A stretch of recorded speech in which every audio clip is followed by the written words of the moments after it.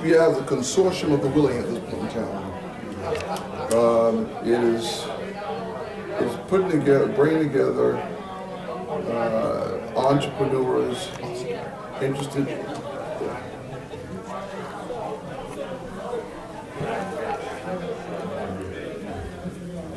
This is actually kind of nice. Look at this. Let me see it. I think you could just talk extemporaneously. 'Cause Yeah, You seem to know, yeah. Well, okay. you seem to know what you're Yeah, doing. GBI is a consortium of the willing.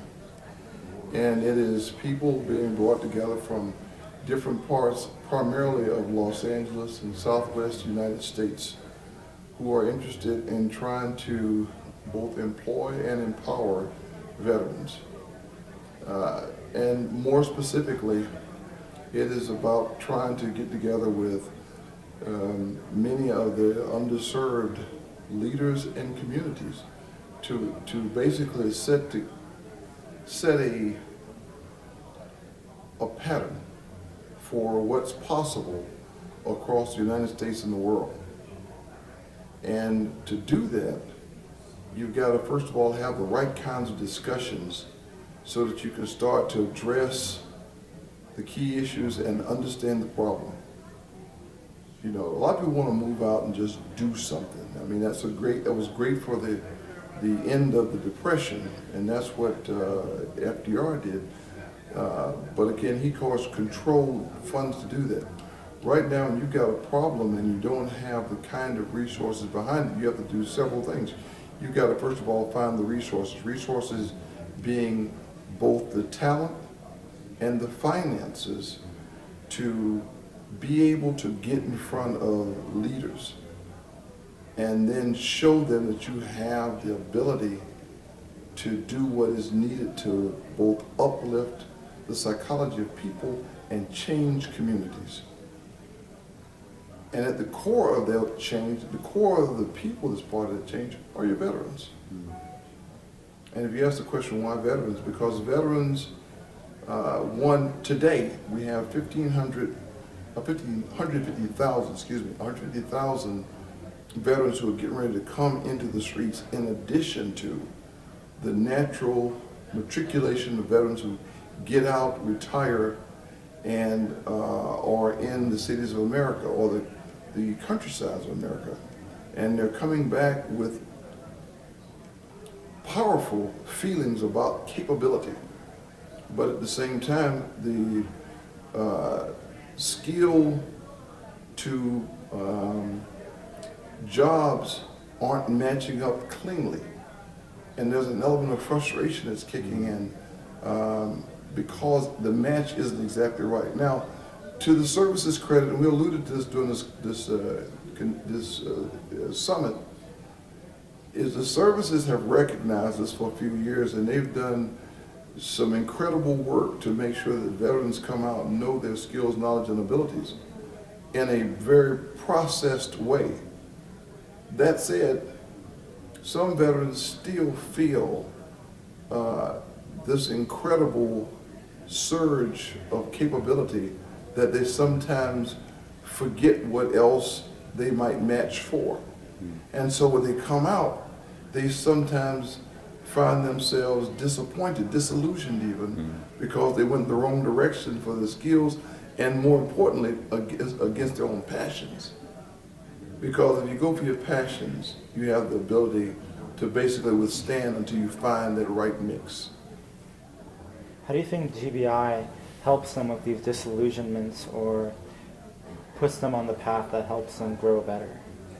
Yeah, the first thing that I think GBI will be able to do is, once we establish a pathway in, so people know that there's this animal called global business incubation. It will try to give them a place to come back in. Just like they left the military, you got a triage system, you now get a triage system on the other side. Somebody who brings you in and says, okay, now let me point you in the right direction. You heard some of the gentlemen, like Chef Petty specifically. He was one of those that came out and thought he was going to try what his skill was in the military. Then he realized his passion was in being a chef. And he redirected his passion, and now he is a security exchange company because he changed. Connected. You look at a gentleman, absolutely. You look at the one of the gentlemen who's helping film. George has multiple talents, and he has the energy to be another business owner, an entrepreneur. So he has found a way to take both his talents, his energy, and put those in all those specific monetized jobs that he is capable of doing, to include Uber, and being able to apportion time to give back and teach others who are like him, that are multi-talented with lots of energy and willing to do more than one thing. Thank you. And what is your role with GBI in leading the charge? That's a great question. I didn't sign on to lead Global Business Incubation. In guiding. I think good. I think that's perfect. There is my role in Global Business Incubation is actually to provide the kind of consultation for strategy and to be able to help them tell their story, because it's a powerful story. And so I want to make sure that they get a voice, a vision, and access. One of the things that I have as a general officer is many of my friends and are owners of businesses, as well as they are in positions of power within DOD and of the government agencies. And so one of my challenges is to tell the story. And then when we have consultations to help try to bring some order to the consortium and then help get their message out in a coherent way. Thanks. Any other thoughts on the weekend event at all? What's your take home from this weekend? Perfect. My take home for this weekend summit was that it was a great first start. Everyone who came with energy and came with a commitment, and you could tell that from the questions that were asked when the people who came here to both present and support were on the dais. You could tell when you had people like Bank of America and like the Merrill Lynch of the world, and the Boeings and the Northrops of the world that came here with a story to tell and to show how access could be afforded.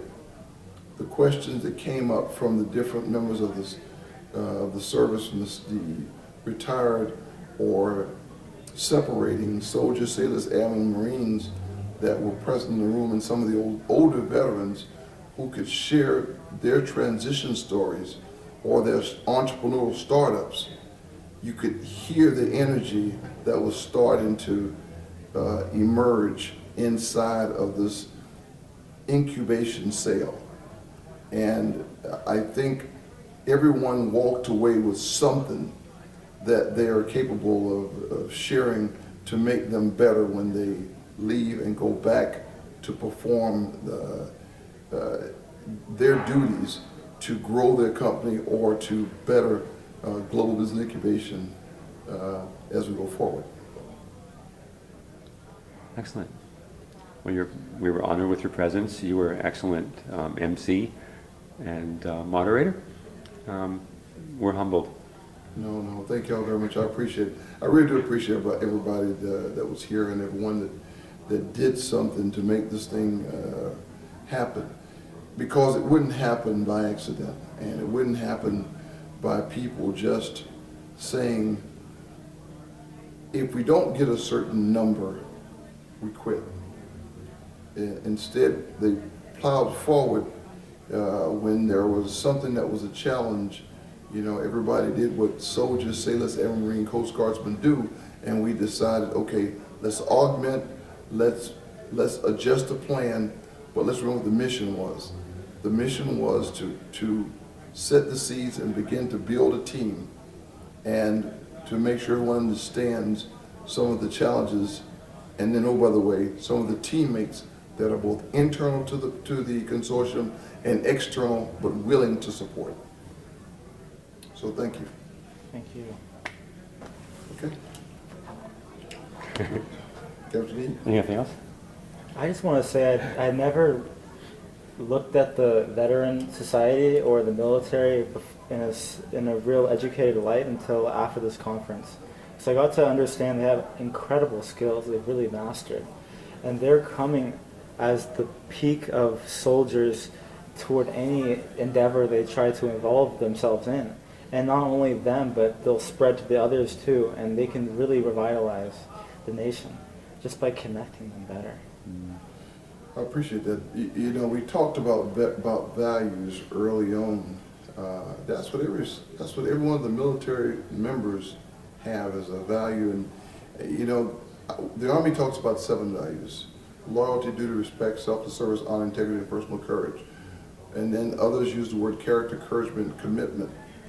But if you notice, really and truly, I would say if you pulled out 2, commitment and selfless service is innate to what they do. And if you throw in the idea that aiming high or going after a goal is part of what we do, and you heard the Air Force guys talk about mission, that's that aim high piece. That's what you're saying is we're not going to just settle. We're going to try to be the best version of what we can be. And so if you take that, some of these service members have been transformed by the discipline of military service. And so the person that entered was not who left. So if you look at who you knew that went into the military, what you saw in that room is what came out. And that's why you saw a very different image of what was in your mind. Yeah.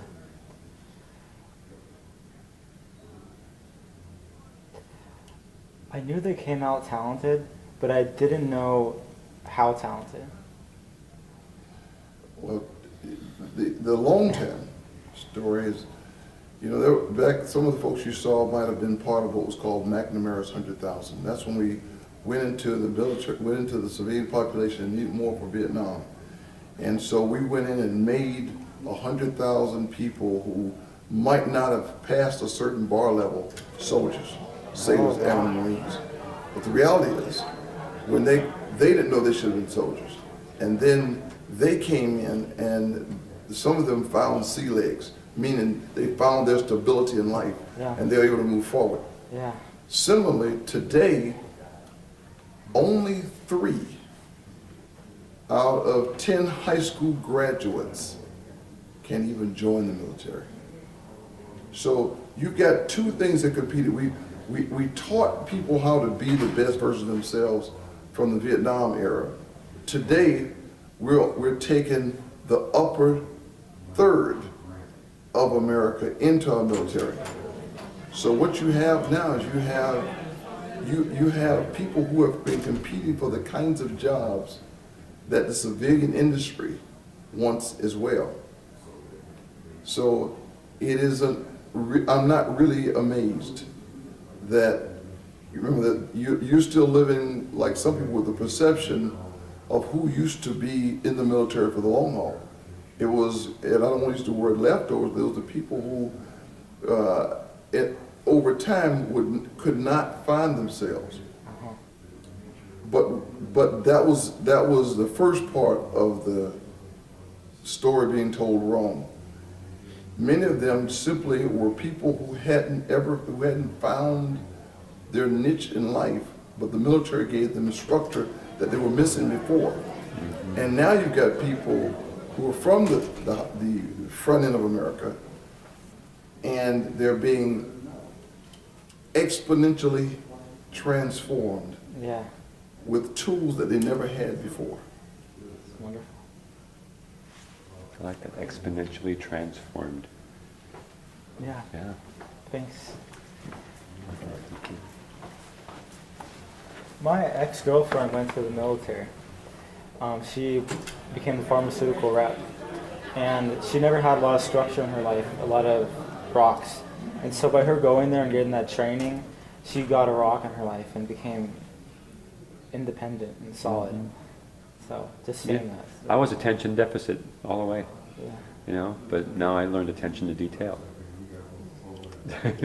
Your ex-girlfriend and George, you as well, you have, the stories are across all the services, all the age groups, and all the demographics.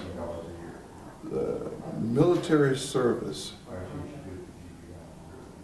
volunteered for or imposed and given the opportunity to help you help yourself be the best version of who you can be is tremendous. I mean, I'll be the first to tell you, who I am is not who I was. It was who I wanted to be, though. And it is transformational. You remember your first day of basic training? Well, I remember my first day when I went to what was then called ROTC Advanced Camp. And but I'm a woodsman. I used to be a woodsman. I mean, I'm a Boy Scout, and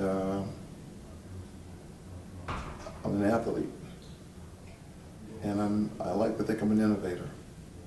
And contrary to popular belief, the military wants you to think. And so part of the training was to give you some people, a problem that didn't have a logical solution, e.g. a span you got to cross with wood that's too short, and things to move by a team, and you just simply find a solution. Yeah. I thought that was the most fun I'd ever had. Yeah. And even though people were hollering at you and talking to you, it was wonderful. Yeah. But it was just simple problem solving in a way that was designed for the non-linear thinker. And as a former artist, that was right up my alley. And as an athlete, the harder the better, and the more challenging it was, the better it was for me. And it allowed me to see that, one, I could compete here and here. What advice do you have for a civilian who wants to acquire the attributes of military who have been in service for a long time but are not in the military? How can they acquire those attributes? That's a great question. A lot of the military leadership manuals are really kind of online, so you can get those things. But I will tell you, the real skill that you want from the military really can only be acquired from joining a team that is value-based, because that's what the service does. You're a member of a team, and it's a values-based team, and those shared values bond you. The challenges of military service fuses you. And that's how in GBI people can gain those qualities. Well, they come into the team. They come into the team with some of those qualities already there. Only thing they're waiting to do now is figure out who are my real teammates. Who are the guys that no kidding, I'll be able to count on. I know I can count on all of them at some level, but who's really committed for the long haul, for what GBI has? Because there's going to be challenges ahead. And every group goes through a forming, storming, and norming period. Right. And so we've got to see who's going to stay in the long haul. Yeah. None of them will quit in terms of just a challenge. It will be for looking to see where the bonds become natural and align in a natural fashion. That's exactly what's happened with me and Anthony working together. I've been designing the website for him, and he's been directing what I do. And I've been respecting that and working with him. And he has instant communication on things, and so do I. So it just works perfectly. Thank you. Well, thank you. All right. All right. Thank you. I appreciate it.